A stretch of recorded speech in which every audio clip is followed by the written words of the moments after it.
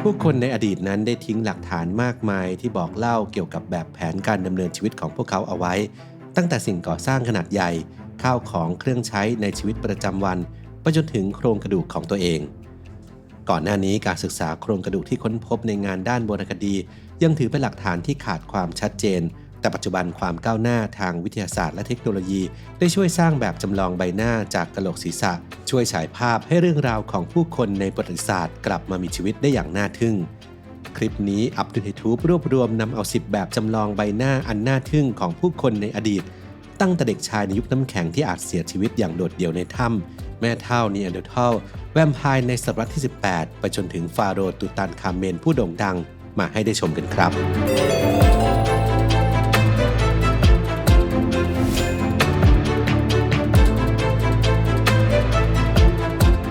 1. หญิงสาวโบฮีเมียนผู้ร่ำรวยจากยุคสำริดนักวรรณคดีขุดค้นพบโครงกระดูกของผู้หญิงคนหนึ่งในประเทศเช็กเกียหรือสาธารณรัฐเช็กที่คาดว่ามีชีวิตในช่วง 1880 ถึง 1750 ก่อนคริสตกาลถูกฝังพร้อมกับสร้อยข้อมือทองแดง 5 เส้นต่างหูทอง 2 ชิ้นและสร้อยคอ 3 สายที่มีลูกปัดอัมพันธ์มากกว่า 400 ลูกรวมถึงเข็มเย็บผ้าทองแดง 3 เล่มโดยคาดกันว่าเธอน่าจะเป็นผู้มั่งคั่งที่สุดคนหนึ่งในเวลานั้นแม้ว่าหลักฐานเพิ่มเติมไม่สามารถระบุได้ว่าเธอเป็นใครแต่ก็ชัดเจนมากพอที่จะทำให้รู้ว่าเธอเป็นคนของวัฒนธรรมยูเนติเชียนซึ่งเป็นวัฒนธรรมโบราณที่โดดเด่นในช่วงยุคสำริดบนดินแดนประวัติศาสตร์ของยุโรปกลางที่เรียกว่าโบฮีเมียนนักวิจัยได้จำลองภาพใบหน้าของหญิงสาวโบฮีเมียนจากโครงกระดูกที่ค้นพบและ DNA ที่หลงเหลือเผยให้เห็นถึงดวงตาและผมสีน้ำตาลและผิวขาวสวมใส่เครื่องประดับที่ฝังอยู่กับเธอ 2. ตุตันคาเ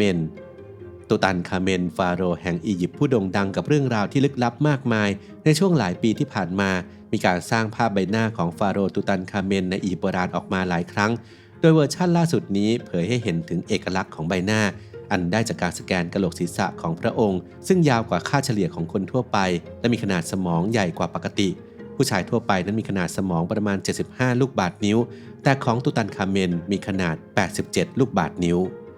ใบหน้าของตุตันคาเมนที่ถูกจำลองขึ้นโดยเทคนิคทางนิติวิทยาศาสตร์ที่ทันสมัยเผยให้เห็นว่าลักษณะศีรษะของพระองค์แตกต่างจากคนทั่วไปอย่างชัดเจนซึ่งนักวิจัยแสดงความประหลาดใจเพราะแตกต่างจากมัมมี่อื่นๆที่เคยค้นพบในอียิปต์ที่มีอยู่ในฐานข้อมูลนอกจากนี้ใบหน้าของตุตันคาเมนยังเผยให้เห็นถึงฟันที่ยื่นออกมาอย่างชัดเจนอีกด้วย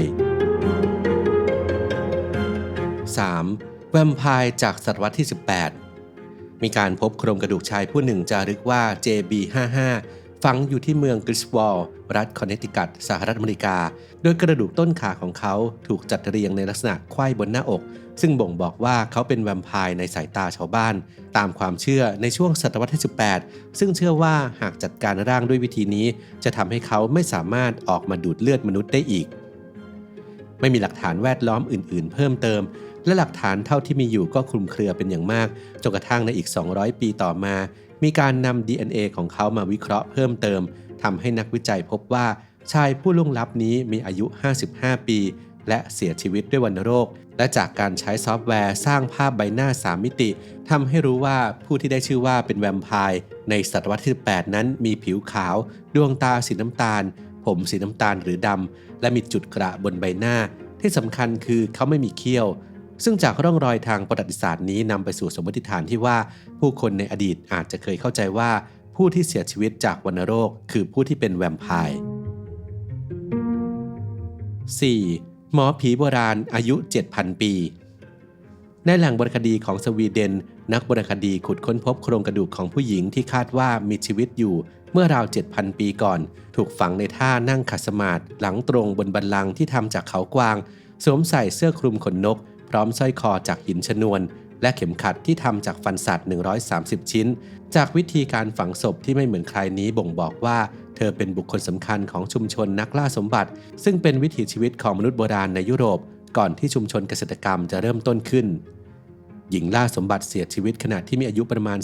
30-40 ปีและจากข้อมูล DNA เผยให้เห็นใบหน้าที่มีในตาสีฟ้าผิวสีเข้มและถูกแต่งแต้มด้วยลวดลายสีขาวบนผิวหนังโดยนักประวัติศาสตร์ชวนมองว่าจากการฝังศพอันหรูหรา เธอผู้นี้อาจมีสถานะพิเศษในตำแหน่งชามานหรือหมอผีประจำกลุ่ม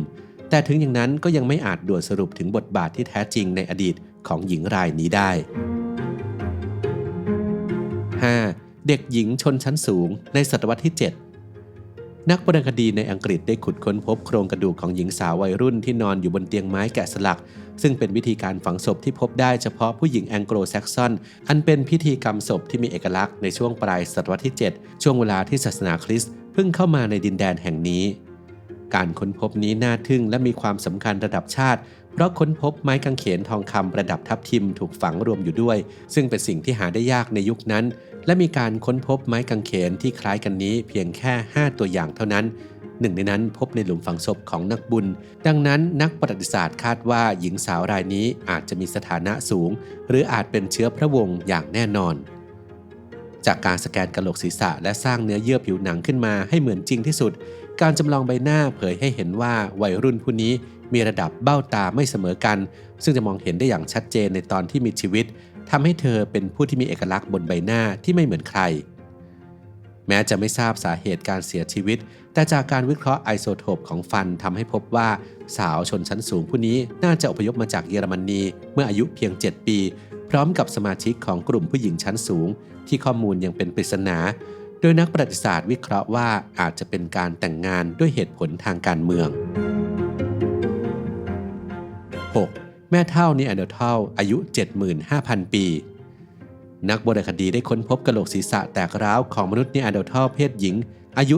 75,000 ปีที่ถ้ำชานิดาของประเทศอิรักเรียกขานกันว่าชานิดาซีที่คาดกันว่าเสียชีวิตเมื่ออายุมากกว่า40 ปีซึ่งถือได้ว่าเป็นอายุที่ยืนยาวมากสำหรับคนในยุคก่อนประวัติศาสตร์แสดงให้เห็นว่าเธออาจจะมีสุขภาพดีและมีความสามารถในการดูแลตัวเองได้ดีเป็นผู้ถ่ายทอดทักษะต่างๆให้แก่คนในกลุ่มเช่นการหาอาหารการใช้เครื่องมือหรือแม้กระทั่งการดูแลเด็กๆซึ่งอาจทำให้เธอมีบทบาทเหมือนแม่เฒ่าในกลุ่มก็เป็นได้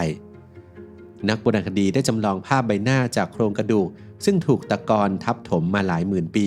และเผยให้เห็นภาพของมนุษย์ในอดีตซึ่งไม่น่าเชื่อว่าแทบจะไม่ต่างจากใบหน้าของมนุษย์สมัยใหม่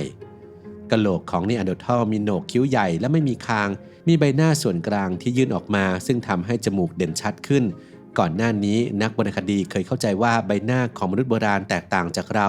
ซึ่งจากการจำลองภาพใบหน้าขึ้นมาด้วยเทคโนโลยีที่ทันสมัยทำให้ต้องเปลี่ยนความเข้าใจใหม่ว่าในขณะที่ยังมีชีวิตใบหน้าของมนุษย์นีแอนเดอร์ทัลกับเซเปียนไม่ได้แตกต่างกันมากนัก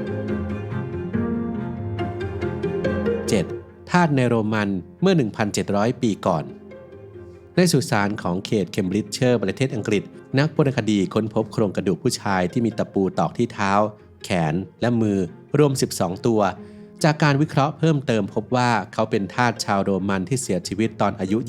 25-35 ปีจากการถูกตรึงกางเขนอย่างโหดร้ายในช่วงคริสต์ศักราชที่ 3-4 การตรึงร่างไว้ที่ผนังเป็นเวลานานทำให้กระดูกมีร่องรอยของความบอบช้ำคาดว่าเขาน่าจะมีช่วงเวลาสุดท้ายของชีวิตที่แสนทรมานการค้นพบนี้ถือเป็นตัวอย่างที่ดีที่สุดของการตรึงกางเขนในยุคโรมันทั่วโลกเนื่องจากมีการเก็บรักษาอย่างดีโดยมีตะปูที่เจาะผ่านส้นเท้ารวมอยู่ด้วยนักวิจัยได้วิเคราะห์ DNA ของชายคนนี้เพื่อกำหนดลักษณะของใบหน้าซึ่งเผยให้เห็นชายวัยกลางคนที่เคยมีชีวิตและทำงานอย่างหนักเมื่อ 1,000 กว่าปีก่อนและมีชะตากรรมสุดท้ายของชีวิตที่น่าสงสารการศึกษานี้ทำให้นักโบราณคดีและผู้ที่ได้รับรู้ต่างรู้สึกสลดใจไปกับเรื่องราวของชายคนหนึ่งซึ่งเป็นคนธรรมดาไม่มีบทบาทในการขีดเขียนประวัติศาสตร์แต่ร่างของเขากลับเล่าเรื่องราวของผู้คนในอดีตได้อย่างลึกซึ้ง 8. ผู้หญิงนั่งยองในหลุมฝังศพอายุ 4,200 ปีเมื่อ 4,000 ปีก่อนหญิงสาวคนหนึ่งได้เสียชีวิตในดินแดนซึ่งปัจจุบันคือสกอตแลนด์เธอถูกฝังในท่าทางที่ไม่เหมือนใครด้วยท่านั่งยองๆเป็นเวลาหลายพันปีตั้งแต่ยุคสมฤทธิ์ตอนต้นรู้จักกันในชื่อ Upper Large Womenไม่มีหลักฐานเพิ่มเติมนอกจากภาชนะดินเผาในหลุมฝังศพของเธอซึ่งทำให้รู้ว่าเธอน่าจะเป็นส่วนหนึ่งของวัฒนธรรมเบลบิเกอร์ซึ่งเป็นวัฒนธรรมที่มีการใช้ภาชนะรูปทรงคล้ายระฆังคว่ำซึ่งเกิดขึ้นในยุโรปประมาณ 2,800 ปีก่อนคริสตกาลจนเมื่อมีการสร้างแบบจำลองใบหน้าจากกะโหลกศีรษะด้วย CT สแกนและพิมพ์3มิติจึงทราบว่าหญิงสาวท้องถิ่นของสกอตแลนด์จากต้นยุคสมฤทธิ์มีหน้าตาเป็นอย่างไรนักวิจัยบอกว่าใบหน้าของเธอนั้น เหมือนกำลังสงสัยว่าพวกเราคือใครอีกทั้งยังมองด้วยสายตาวิพากษ์วิจารณ์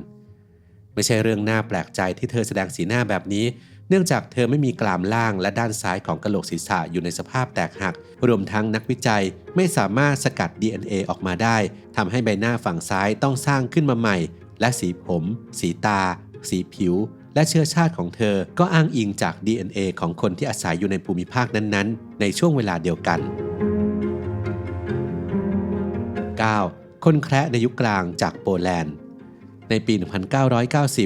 นักวรรณคดีได้ค้นพบโครงกระดูกของชายคนหนึ่งที่อาศัยอยู่ในโปแลนด์ในช่วงระหว่างศตวรรษที่ 9 ถึง 11 ถูกฝังอยู่ในสุสานของนักบวชร่วมกับบุคคลอื่นๆอีก 400 คนและจากการวิเคราะห์โครงกระดูกทำให้พบว่าชายคนนี้มีความผิดปกติทางร่างกายที่เรียกว่าภาวะแคระซึ่งเป็นภาวะที่หาได้ยากมากจนไม่เคยมีการบันทึกมาก่อน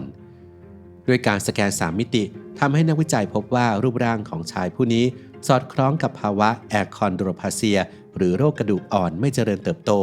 ส่งผลให้มีภาวะแคระไม่สมส่วนแขนขาสั้นโครงหน้าผิดปกตินอกจากนี้เขายังมีข้อศอกที่หันออกซึ่งบ่งชี้ถึงโรคทางพันธุกรรมหายากที่เรียกว่า Lerey-Weill dyschondrosteosis